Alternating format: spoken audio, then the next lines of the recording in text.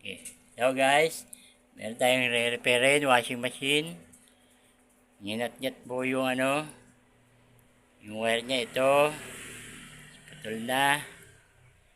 Papalitan po natin ng wire yan. Pati po itong hose.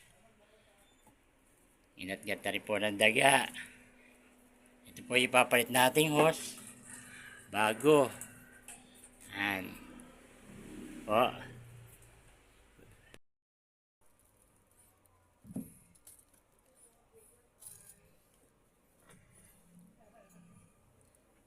Patay mo na ulit.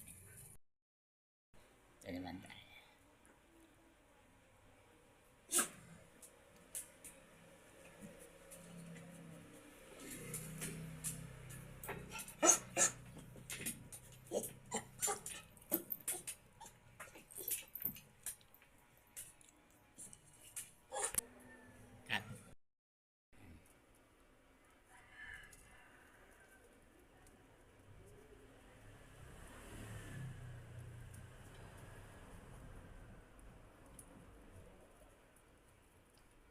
And guys, siguraduhin nyo po nakatape na maigi.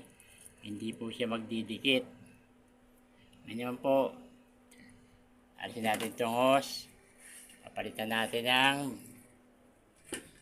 bago. So, bago. Lagyan natin ng pandikit, paikot. Yan.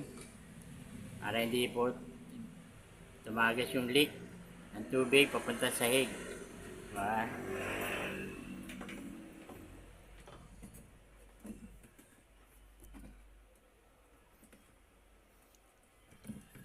Yan po guys. Para safe po, pati po ang labas.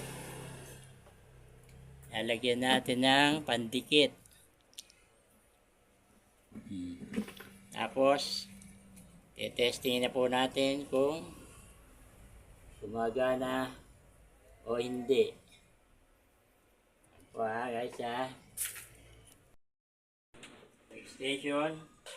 Kakabit na po.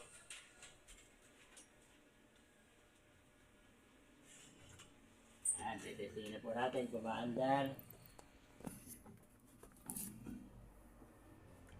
Yan po guys, nakita nyo, maandar.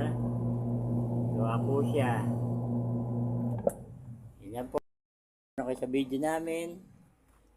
Okay po, pakishare and follow na lang po. Thank you.